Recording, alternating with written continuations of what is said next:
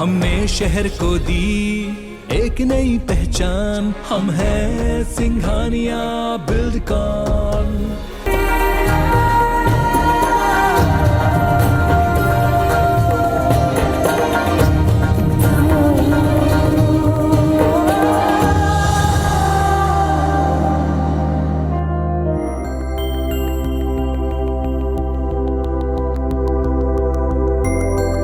ये रास्ते, ये मंजिलें, ये मुजस्समे, ये नीम खामोशी, ये सब समय के हरकारे हैं। गौर से देखिए, अतीत की बुलंदियां और घाटियां जुम्बिश कर रही है। यहां वक्त के इस नक्कार खाने में अब भी बोलती है गुमनामी की तूती।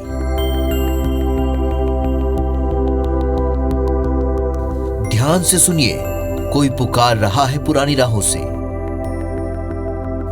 जरा नजरें घुमाइए, यहां बुर्जों पर नाचते दिखेंगे सभ्यता के मोर।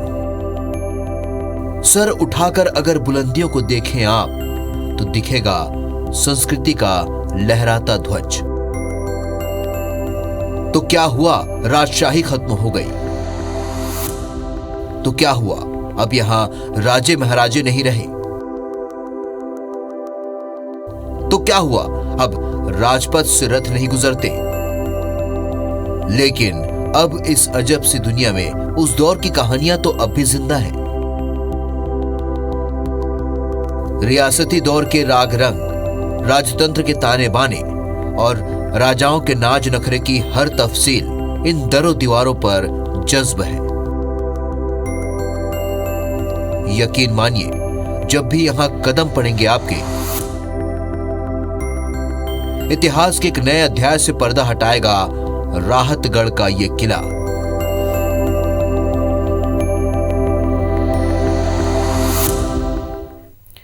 नमस्कार, मैं हूं आपके साथ ज्योति सिंह। स्वागत है आप सभी का हमारे खास कार्यक्रम धरोहर में। और आज की हमारी खास पेशकश है राहतगढ़ के रहस्य। जी हां, बुंदेलखंड में कई किले भारत के स्वाधीनता संग्राम के साक्षी रहे हैं।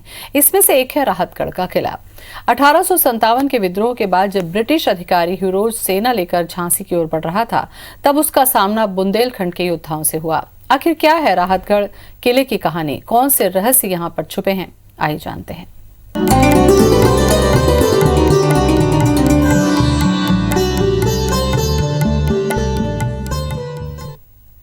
राहतगढ़ किला की हिस्ट्री बहुत ही रोचक है। इस किले में बहुत सारे राजाओं ने राज्य किया। राहतगढ़ किले में सबसे पहले चंदेल और परमार वंश का शासन था। इसके बाद राहतगढ़ किले में गोंड राजा संग्राम सिंह का शासन हुआ। राहतगढ़ किला राजा संग्राम सिंह के 52 गढ़ों में से एक था।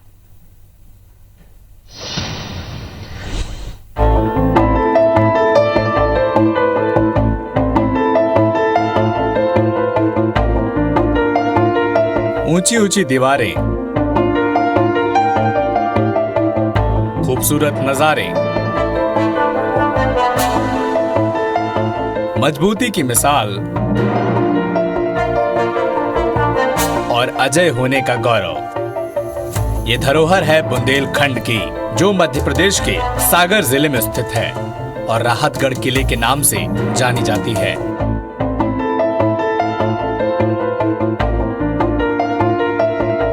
आज भी ये किला उसी मजबूती से अपने अस्तित्व की कहानी बयां कर रहा है। इस किले को देखकर इसकी शानो शौकत की गूंज बरबस ही सुनाई पड़ती है। 11वीं शताब्दी में बना ये किला वास्तुकला की मिसाल पेश करता है। किले की बनावट देखकर अच्छे अच्छे इंजीनियर हैरान हो जाते हैं। तो ये जानकारी मिलती है कि ईस्वी के करीब ये जो धार के परमार राजा थे, उनके अधिकार में था। लेकिन सागर स्टेट गजेटियर को हम देखें तो उसमें ये पाते हैं कि 1059 ईस्वी में ये अस्तित्व में था। और जो परमारों का महान राजा भोज था, उसका जो पौत्र उदयादित्य था, उसके अधिकार में ये था। और उसके बाद फिर गौंड शासकों ने जब पूरे क्षेत्र पर अधिकार किया, तो संग्राम सिंह जो गौड़ शासक थे, महाराजा संग्राम सिंह, उनके जो 52 किले कहे जाते हैं, 52 गढ़ उनके नियंत्रण में थे, उसमें एक इसको भी कहा जाता है। राहतगढ़ का ये किला अपने कंधों पर सदियों से रहस्यों का बोझ उठाए जिंदा है। सागर जिले से 30 किलोमीटर दूर आबाद है ये किला। तख्त बदले, ताज बदले और न जाने कितने युद्ध हुए, इन सब का साक्षी रहा है ये किला। ये सब इसने अपनी खुली आंखों से देखा है, इसीलिए राहतगढ़ किला ऐतिहासिक है और इसका इतिहास भी बेहद रोचक है। इस किले में बहुत सारे राजाओं ने राज किया है। राहतगढ़ किले में सबसे पहले चंदेलों और परमारों वंश का शासन था। इसके बाद राहतगढ़ किले में गोंड राजा संग्राम सिंह का शासन हुआ। राहतगढ़ किला राजा संग्राम सिंह के 52 गढ़ों में से एक था। महारानी दुर्गावती और उनके पुत्र वीर नारायण की मृत्यु के बाद ये किला गोंड राजा चंद्रशाह को मिल गया। उसके बाद राजा चंद्रशाह ने ये किला मुगल सम्राट अकबर को दे दिया। उसके बाद ये किला भोपाल के सुल्तान के कब्जे में आ गया। फिर राहतगढ़ किले को मुगल साम्राज्य से सिंधिया घराने ने छीन लिया और अपने राज्य में मिला लिया। मेरे पीछे जो आप देख रहे हैं ये राहतगढ़ बस्ती है, जो अब नए स्वरूप में है। लेकिन इस पहले भी जब यहाँ बस्ती होती थी, यहाँ पर हीरों की मंडी लगा करती थी। लेकिन इस किले में जो है राजाओं के साथ ही इस किले में पूरा सभासद, उनके मंत्री, उनके खजांची और सेनापति और सेना सहित जो भी सरकारी कामकाज यहाँ का इस जनपद का और इस किले से संज के सूबे का देखते थे, उनके सभी के निवास इसी किले के अंदर रहते थे। यहीं पे कार्यालय थे, यहीं पे राय जमा होता था, यहीं पे सेनापति भी रहते थे। ये सारे जो अवशेष यहाँ पर बने हुए हैं, ये बस्तियाँ इस चीज़ की गवाही दे रही हैं कि इस किले के अंदर ही इन सारे लोगों को रहने के लिए व्यवस्थाएं की गई थी और इस किले को इतना सुरक्षित बनाया गया था कि इस किले पर कोई आक्रमण न कर सके। इसलिए इसको इतनी ऊंचाई पर बनाया गया है। यहाँ पर आने के लिए जो घुमावदार रास्ते हैं उन पे इतनी वैज्ञानिक तरीके से उनको बनाया गया था कि दुश्मन जब हमला करे तो उसको आने में कठिनाई हो। इस किले की बनावट सुरक्षा की दृष्टि से बहुत महत्वपूर्ण है। किले की बाहरी दीवारों के साथ सुरक्षा चौकियों के अवशेष भी दिखाई देते हैं। पहाड़ी बहुत ऊंची है और किले की बनावट ऐसी है कि आक्रमणकारियों को दूर से ही निशाना लगाया जा सकता है। किला ऊंची 4 दीवारी से घिरा है, जिसमें सुरक्षा चौकियां बनी है। किले के दक्षिण किनारे बीना नदी की खाई से लगा हुआ है। इस खाई से होकर किले में प्रवेश कर पाना असंभव सा है। सुरक्षा के लिहाज से योजनाबद्ध तरीके से बना यह किला देश के अभेद्य किलों में शुमार था। इस महल की सुरक्षा का अंदाजा इसी बात से लगाया जा सकता है कि यहाँ पर बना जो सीढ़ियाँ हैं, घुमावदार सीढ़ियाँ हैं, यहाँ पर ऐसे जो दरवाजा मेरे पीछे आप देख रहे हैं, ऐसे 5 दरवाजे पार करके और महल में के अंदर पहुँचा जा सकता था। इस महल तक पहुँचने के लिए इन 5 दीवारों के साथ ही यहाँ पे आप देख सकते हैं ये बंदूकें और सुरक्षा कर्मियों के लिए ये वहाँ पर दरारें जो आप दीवार में देख रहे हैं, यहाँ पर सुरक्षा कर्मी तैनात रहते थे। यहाँ पर इतनी नीचे इस जगह पर भी जो है सुरक्षा के प्रबंध किए जाते थे। ये कोई दीवार की त्रुटि नहीं है, ये बंदूकों के लिए जगह होती थी। यहाँ सैनिक यहाँ से पहरा देते थे और अपने हथियारों सहित यहाँ पर तैनात रहते थे। इस तरीके के विशाल दरवाजे, 5 दरवाजों को पार करने के बाद जो है वहाँ राहतगढ़ के महल में अंदर पहुँचा जा सकता था। इसलिए ये इतने कड़े सुरक्षा इंतजाम बताते हैं कि इस महल की कितनी सुरक्षा को ध्यान में रखकर इसको बनाया गया था। वाकई आज ये किला खामोशी के साए से लिपटा है। इस खामोशी में भी कई कहानियां हैं, कई रहस्य हैं जो इन दीवारों और दरख्तों में दफन हैं, जिन्हें सिर्फ महसूस किया जा सकता है, जो आज इतिहास बन चुके हैं, आज हमारे सामने हैं। तो उसकी जीती जागती मिसाल इस किले के रूप में जो आज हमारी धरोहर है। Bureau report, IBC 24। राहतगढ़ किले के अंदर रानी महल देखने को मिलता है। प्राचीन समय में इस महल में रानियां रहती थीं। ये महल भी बहुत सुंदर है और ये महल 2 मंजिला है। रानी महल से आगे बढ़ने पर एक महल और देखने को मिलता है।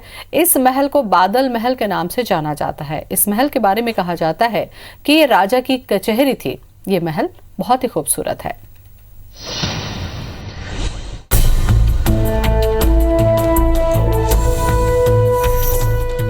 बीना नदी के किनारे पहाड़ी पर स्थित राहतगढ़ का किला विशाल और भव्य है, जिसकी भव्यता दूर से ही दिखाई पड़ती है। किले के अंदर पहुंचने के लिए आपको लंबा रास्ता पैदल तय करना पड़ता है। फिर खुलता है इस आलीशान और खूबसूरत राहतगढ़ किले का मुख्य द्वार, जहां से शुरू हो जाती हैं राजसी ठाठ बाट के गुजरे वक्त की कहानियां। महल के इन ऊंचे ऊंचे पत्थरों को देखकर आपको लगेगा कि आप बोल उठेंगे। कहते हैं इस महल के अंदर पूरा शहर बसाया गया था। इस महल की सुरक्षा का अंदाजा इसी बात से लगाया जा सकता है कि यहाँ पर बना जो सीढ़ियाँ हैं, घुमावदार सीढ़ियाँ हैं, यहाँ पर ऐसे जो दरवाज़ा मेरे पीछे आप देख रहे हैं, ऐसे 5 दरवाजे पार करके और महल में के अंदर पहुँचा जा सकता था। इस महल तक पहुँचने के लिए इन 5 दीवारों के साथ ही यहाँ पे आप देख सकते हैं ये बंदूकें और सुरक्षा कर्मियों के लिए ये वहाँ पर दरारें जो आप दीवार में देख रहे हैं, यहाँ पर सुरक्षा कर्मी तैनात रहते थे। यहाँ पर इतनी नीचे इस जगह पर भी जो है सुरक्षा के प्रबंध किए जाते थे। ये कोई दीवार की त्रुटि नहीं है, ये बंदूकों के लिए जगह होती थी। यहाँ सैनिक यहाँ से पहरा देते थे और अपने हथियारों सहित यहाँ पर तैनात रहते थे। इस तरीके के विशाल दरवाजे 5 दरवाजों को पार करने के बाद जो है वहाँ राहतगढ़ के महल में अंदर पहुँचा जा सकता था। इसलिए ये इतने कड़े सुरक्षा इंतजाम बताते हैं कि इस महल की कितनी सुरक्षा को ध्यान में रखकर इसको बनाया गया था। मोती महल किले के बाएं तरफ बना हुआ है।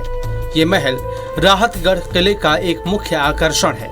मोती महल के बीच में आंगन देखने को मिलता है। यहाँ पर स्तंभों में डिजाइन बने हुए हैं जो सुंदर लगते हैं।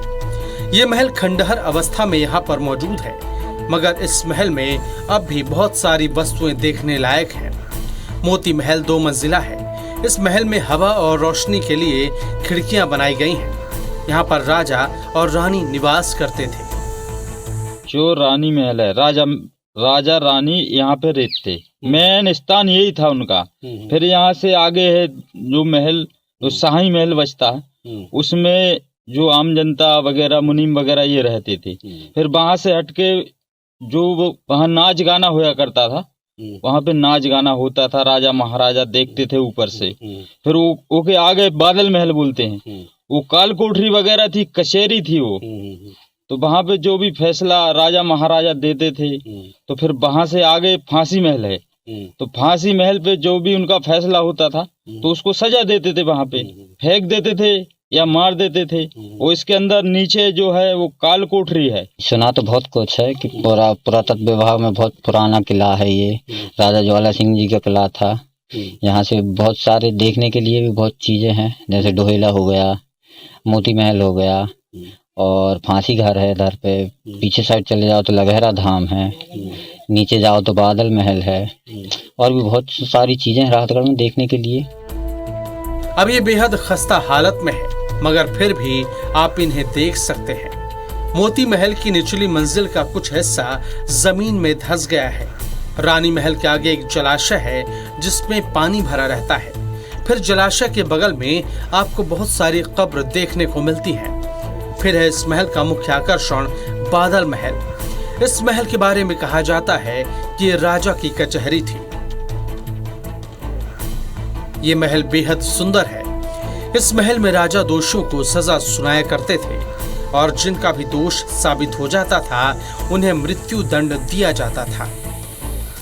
ये मेरे पीछे आप जो देख रहे हैं इसको कहा जाता है बादल महल और इसकी संरचना के हिसाब से ये समझा जा सकता है कि इस किले का सबसे प्रमुख स्थान यही था। यहाँ राजा बैठते थे और सभाएं करते थे, इसके बाद फैसला सुनाते थे। इसके पीछे ही फांसी घर है। यदि किसी को सजा में फांसी की सजा दी गई है तो इसके पीछे ही फांसी घर है जहाँ पर उसको फांसी की सजा दी जाती थी।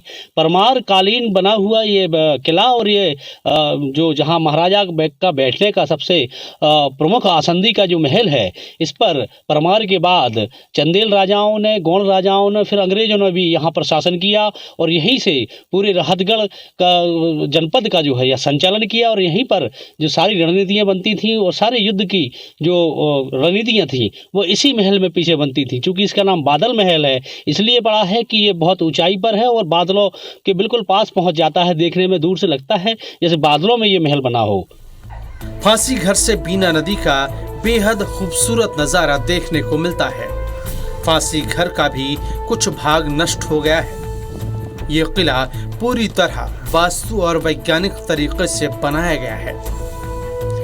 इसका एक प्रमाण इस बात से मिलता है कि आप आज भी इस किले के अंदर जब जाते हैं तो वहां देखने में ऐसा लगता है जैसे पूरे किले की सफाई अभी की गई हो। इसका रहस्य ये है कि इस किले को इस तरीके से बनाया गया है कि हवा के प्रभाव से प्राकृतिक तरीके से साफ सफाई हो जाए और किले की गलियों में जमने वाली धूल और कचरा अपने आप ही वायु के वेग से एक तरफ सिमट जाए। वायु के प्रभाव के जरिए सफाई की ये व्यवस्था शायद ही किसी और किले में देखने को मिले। लकड़ी, पत्थर, चूने और बेल की गाद से बनी दीवारें आज भी बहुत मजबूत स्थिति में है। किला चारों तरफ से दीवार से घिरा हुआ है। इसकी दीवारों पर आपको बुर्ज देखने को मिलते हैं। राहतगढ़ किले में 26 बुर्ज बनाए गए हैं। इनमें से कुछ बुर्ज का आकार गोलाकार है और कुछ बुर्ज का आकार चौकोर है। यह किला सुरक्षा की दृष्टि से बहुत ही मजबूत था। इस किले में आक्रमण करके सफल होना बहुत ही मुश्किल था। राहतगढ़ किले के बुर्ज में सैनिक रहा करते थे और वो किले की रक्षा करते थे। Bureau report, IBC 24। किले के अंदर एक तालाब है जिसमें आज भी पानी मौजूद है। कहते हैं राजा ने अपने शासनकाल में अपनी प्रजा और सेना की जलापूर्ति की व्यवस्था गर्मियों के दिनों में भी सुचारू रूप से बनी रहे, इस लिहाज से तालाब का निर्माण करवाया। साथ ही किले में खजाने का रहस्य भी छिपा हुआ है, जिसके लालच में लोगों ने किले की मजबूत दीवारों तक को नुकसान पहुंचाया है।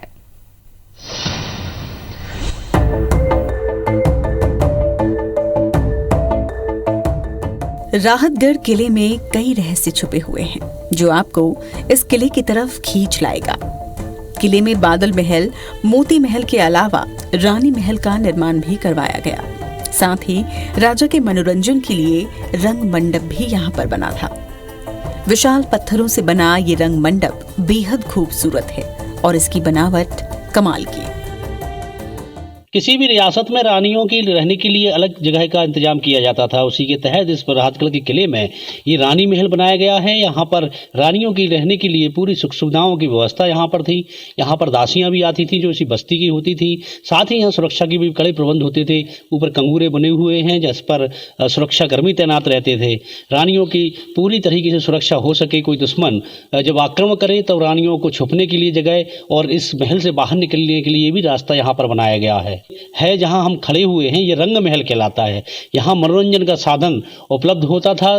दरअसल सीधे शब्दों में कहा जाए तो रंग महल इसको कहा जाता था। यहाँ पर नर्तकियां जो हैं वो सभासदों का और मंत्रियों का मनोरंजन किया करती थी।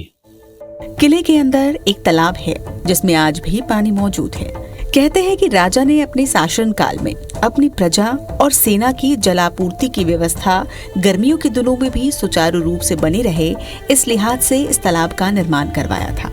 कहा जाता है कि तत्कालीन राजाओं ने इतनी शिद्दत से जो जल संरचनाएं बनाई थी, निश्चय ही उनके जल के प्रति आकर्षण, समर्पण और महत्व को दर्शाता है। ये पानी बड़ी आश्चर्य की बात है कि इतनी ऊंचाई पर, इतनी ऊंची पहाड़ पर पानी है। और लोग बाग बताते हैं यहाँ पे कि इस बावड़ी में जो आपने देखा है, इसमें एक मछली है और वो नथ पहने हुए है। और यहाँ के जो किले का जो खजाना था, उस खजाने की चाबी उसी मछली की नथ में छुपी हुई है। अब बताते हैं लोग खोजने आते हैं। जी, लोग खोजने आते हैं और इस क्षति भी पहुंचा दी है कुछ उस बावड़ी के लिए असामाजिक तत्वों ने उस चाबी के चक्कर में। किले से जुड़ी किंवदंतियों के अनुसार इस तालाब में एक मछली है जिसे सोने की नथ पहनाई गई है और उसी नथ में खजाने की चाबी है। वो मछली ही खजाने की रक्षा करती है। कहा जाता है कि एक वक्त पर यहाँ पर हीरा मंडी हुआ करती थी और खुलेआम हीरे का बाजार लगता था, जहाँ देश विदेश से व्यापारी आते थे। यहाँ अचूक संपत्ति थी, धन भी था। कभी आकूत धन संपदा के लिए प्रसिद्ध राहतगढ़ के किले में उस खजाने को प्राप्त करने के लिए जगह जगह खुदाई की गई है। इस कारण है कि यहाँ पे कई जगह जो महल और दीवारें हैं वो असामयिक तत्वों ने जीर्ण शीर्ण कर दी है। हाँ, सुनते आए हैं अपन के भाई यहाँ पहले था कि हीरो की मंडी भी लगती थी। यहाँ पाटन गांव है बाजू में, किले से लगा हुआ, तो वहाँ पर बहुत बड़ी हीरो की मंडी थी। लोग बाग अभी उसी हीरे की उसमें चमक में लोग वहाँ जाते आते भी रहते हैं। शायद इसी खजाने की लालच में रात के अंधेरे में कई लोग इस किले में दाखिल होते हैं और किले की दीवारों को कई बार गोदा गया है, जिससे इसकी नींव को नुकसान पहुंचा है। एक वक्त पर कमजोर होता ये किला अब दोबारा अपने अस्तित्व में लौटना चाहता है, जिसके लिए अब भारत सरकार के संस्कृति एवं पुरातत्व सर्वेक्षण मंत्रालय ने किले के संरक्षण के लिए राशि भी जारी की है। बहुत खुशी है कि राहतगढ़ किला, जो कि गौंड राजाओं का के 52 गढ़ों में एक था और 1857 की क्रांति में इस राहतगढ़ किले का बहुत बड़ा योगदान भी रहा। आज हम लोगों ने अपनी विरासत को न केवल यहाँ समझा, बहुत कुछ इतिहास के बारे में देखने को मिला, बल्कि पुरातत्व संस्कृति विभाग ने सभी लोगों में सामंजस्य बनाया। जी हाँ, यहाँ के स्थानीय जनप्रतिनिधि भी राहतगढ़ किले को पर्यटक स्थल के रूप में विकसित करने के लिए लगातार प्रयासरत हैं और सरकार के इस प्रयास से राहतगढ़ किले का गौरवशाली इतिहास अब राष्ट्रीय स्तर पर पहचान पा सके, इसकी संभावनाएं भी अब परवान चढ़ने लगी हैं। Bureau report, IBC 24। राहतगढ़ का किला मध्य प्रदेश का एक प्रसिद्ध किला है। यह किला सागर जिले के राहतगढ़ तहसील में स्थित है। सागर से राहतगढ़ की दूरी 30 किलोमीटर और भोपाल से राहतगढ़ की दूरी करीब 110 किलोमीटर है। इस किले को देखने के लिए दूर दूर से सैलानी यहां पहुंचते हैं, भले ही आज ये किला अपने अस्तित्व की लड़ाई लड़ रहा हो।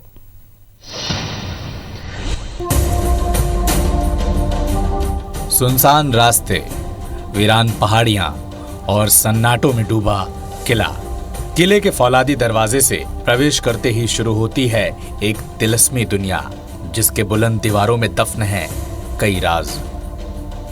इसी किले से लिखी गई है उत्थान पतन, हार और जीत की कई गाथाएं। जी हां, यह है राहतगढ़ का किला। सागर से 30 किलोमीटर दूर घनघोर बियाबान में आबाद है ये किला। लेकिन यह किला अपनी भव्यता की वजह से मशहूर नहीं है, बल्कि उस खजाने के लिए मशहूर है जो सदियों पहले यहां दफनाया गया था। वो खजाना था लोकप्रिय राजा जयसिंह और राजा ज्वाला सिंह का। इन्हीं सीढ़ियों, गलियारों और खंडहरों से होकर गुजरता है उस खजाने तक का रास्ता। ऐसी कहावत है कि एक तालाब में मौजूद दिव्य मछली खजाने की रक्षा करती है। खजाने की चाबी उसी दिव्य मछली के पास है। किले में सोना चांदी और हीरे जवाहरात के भंडार होने के बावजूद कोई इसे नहीं निकालता है। किसी की हिम्मत नहीं होती कि इस खजाने को हाथ लगाए, क्योंकि ऐसी कहावतें हैं कि खजाने की हिफाजत एक जिन भी करता है। किले में छुपे खजाने को लेकर एक किंवदंती है। कहा जाता है कि इस बावड़ी के अंदर एक मछली है, उस मछली को किसी राजा ने नथ पहनाई थी। उस नथ में ही जो है उस खजाने की चाबी छुपा कर रख दी थी। आज भी कई जो खजाने की खोज में यहाँ असामाजिक तत्व आते हैं और उस मछली को खोजने के लिए इस बावड़ी की तलहटी की को छानते हैं। कहते हैं साल 1957 की क्रांति के समय यह किला अंग्रेजों के द्वारा छीन लिया गया था। 1857 की क्रांति में सारे विद्रोही आकर इसी किले में जमा हुए थे। तब अंग्रेज अफसर ह्यूरोज ने इस किले को घेर लिया था और उन्होंने अपने आधुनिक हथियारों से किले में स्थित जलाशयों और कुओं को अपना निशाना बनाया था। उनमें तोप के गोले बरसाए गए थे, जिससे जलाशयों का पानी जहरीला हो गया और जो भी यहाँ विद्रोही जमा हुए वो प्यास के मारे व्याकुल हो गए।